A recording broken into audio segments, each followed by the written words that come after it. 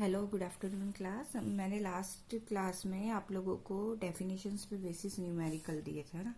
Numerical जो किए हैं कुछ बच्चों ने ठीक भी किए हैं ना, कहीं कहीं पे थोड़ी सी मिस्टेक्स है, तो मैं एक बार वो पूरे न्यूमेरिकल क्लियर कर देती हूँ, आप ध्यान से देख लेना, है ना। ठीक, न्यूमेरिकल्स में पहला था आपका what is the mole fraction of ethyl alcohol and water in a solution of 92 gram of ethyl alcohol and 72 gram of water. सबसे पहले आपसे पूछा गया है क्या, मोल फ्रैक्शन, है ना। और मोल फ्रैक्शन मतलब क्या, number of moles of one component upon number of moles of solutions, है ना, या बोलूं जितने भी कंपोनेंट है उनके नंबर ऑफ मोल्स, है ना। तो आपको यहाँ पे क्वेश्चन में किसके लिए मोल फ्रैक्शन निकालने के लिए बोला, इथाइल अल्कोहल और वाटर के लिए। तो पहले तो इथाइल अल्कोहल और वाटर का मैं क्या निकाल लूं, number of mole. Number of mole of ethyl alcohol क्या होगा, गिवन मास 92 ग्राम है, मोलिकुलर मास 46 है ना। मोलिकुलर मास कैलकुलेट करना आता है, उसके लिए सबसे पहले आपको क्या पता होना चाहिए, फॉर्मूला। इथाइल अल्कोहल का फॉर्मूला होता है C2H5OH, है ना। मॉलिक्यूलर फॉर्मूला निकालने के लिए कार्बन का molecular mass 12 into 2, hydrogen is 1, तो 1 इंटू 5 प्लस 16 प्लस 1। जब आप इसको कैलकुलेट करोगे आपको क्या मिलता है, 46 मिलता है ना। तो नंबर ऑफ मोल्स निकालना है, तो गिवन मास 92 दे रखा था अपॉन मॉलिक्यूलर मास कितने आ गए, number of moles of ethyl alcohol 2, है ना। अब सिमिलरली किसके लिए निकालू, number of moles of water. Water कितना दे रखा है आपको, गिवन मास 72 ग्राम, और मॉलिक्यूलर मास अच्छे से जानते हो, H2 हाइड्रोजन का 2 और ऑक्सीजन का 16 प्लस 2 यानी 18। तो ये निकल गया आपका number of moles of ethyl alcohol is 2 and water is 4। ठीक है, और मोल फ्रैक्शन आप जानते हो, मोल फ्रैक्शन ऑफ, अब हमको दोनों के लिए निकालने को बोला है, तो mole fraction of ethyl alcohol के लिए क्या करूं, number of mole of ethyl alcohol कितना दिया, निकाला हमने 2, और total number of moles of solution. तो सॉल्यूशन में कौन कौन है, इथाइल अल्कोहल भी है और वाटर भी है। तो इथाइल अल्कोहल का मोल फ्रैक्शन, इथाइल अल्कोहल के नंबर ऑफ मोल 2 और वाटर के नंबर ऑफ मोल 4, यानी क्या हुआ 2/6 यानी 0.33। ठीक है, सिमिलरली H2O का नंबर ऑफ मोल्स कितना निकाला 4, और टोटल कितना है हमारे पास 2 + 4। तो ये हुआ आपका फर्स्ट न्यूमेरिकल सॉल्व।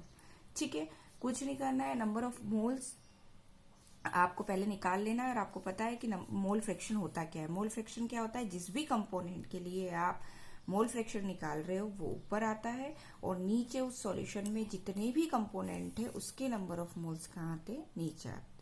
ठीक है, और डिवाइड करके आप मोल फ्रैक्शन को निकाल लेते हैं। आपने डेफिनेशन भी लास्ट इसमें वीडियो में देख ली थी। ठीक है, सेकंड क्वेश्चन बोला था calculate the formality of solution containing a 5.85 gram NaCl in 200 ml of solution। ठीक है, अब यहाँ पे आपको क्वेश्चन क्या बोला है, फॉर्मुलेटी कैलकुलेट करना।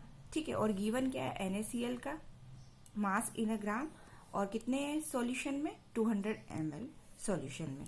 ठीक है, सबसे पहले बात हम करते हैं फॉर्मुलेटी की। तो फॉर्मुलेटी का अगर फॉर्मूला याद हो तो उसमें एक वर्ड आया था फॉर्मूला मास, है ना।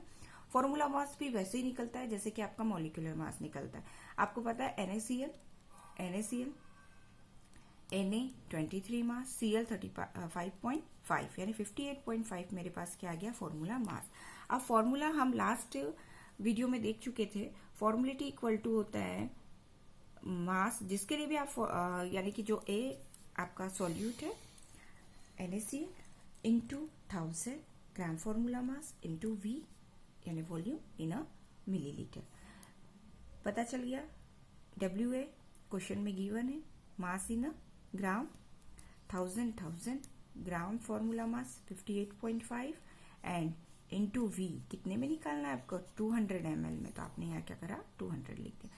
सॉल्व करते हैं, आपको कितनी फॉर्मुलेटी आती है, 0.5 F। एक और मेथड है इसकी सिंपल सी, उस मेथड में हम ये कर सकते हैं कि मोल्स निकाल ले पहले NaCl के, number of moles equal to given mass upon molecular mass. ठीक है, 5.85 अपॉन 58.5 यानी 0.1।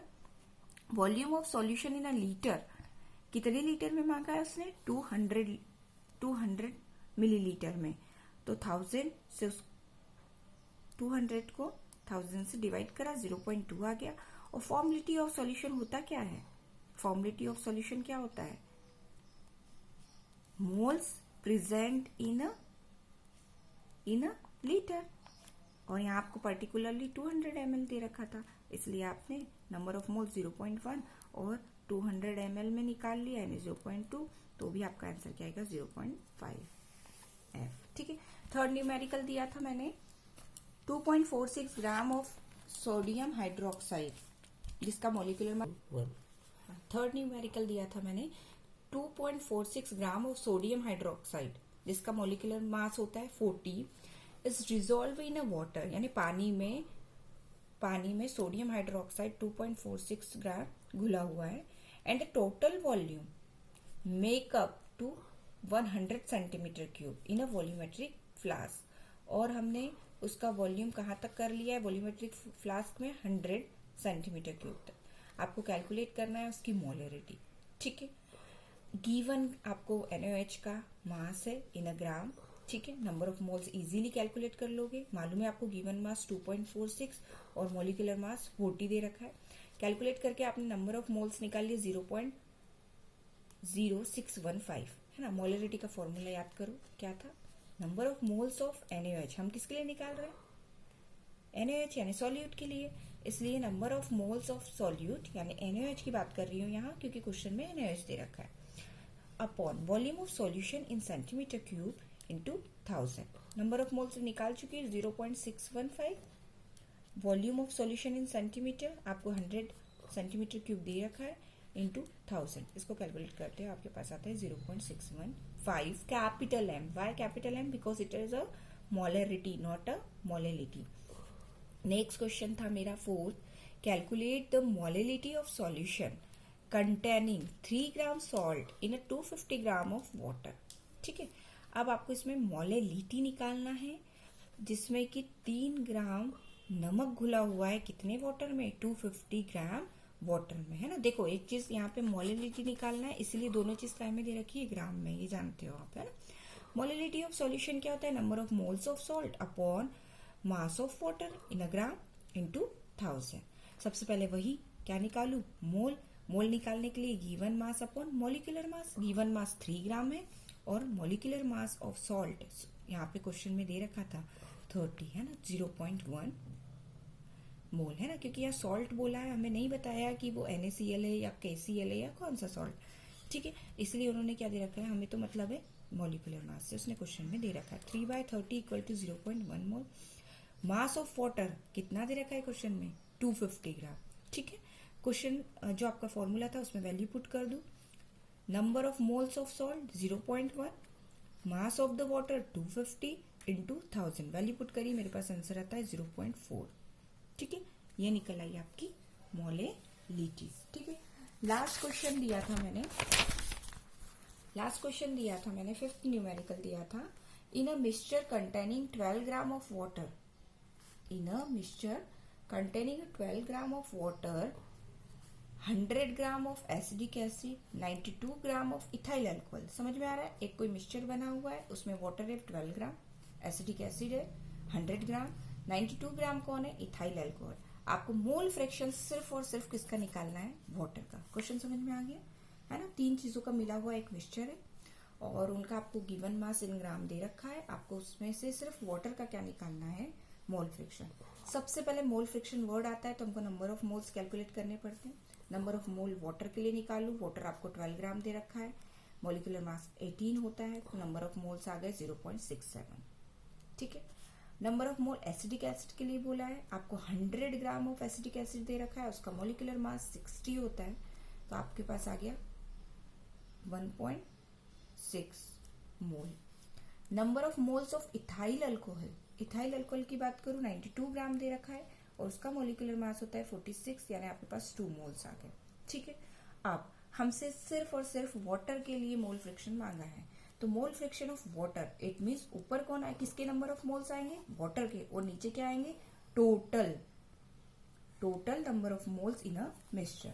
आप निकाल चुके हो number of moles of water, कितना निकला हमारा वाटर का नंबर ऑफ मोल 0.67, और टोटल नंबर ऑफ मोल्स यानी वाटर के, एसिडिक एसिड के और third one is a ethyl alcohol. ठीक है।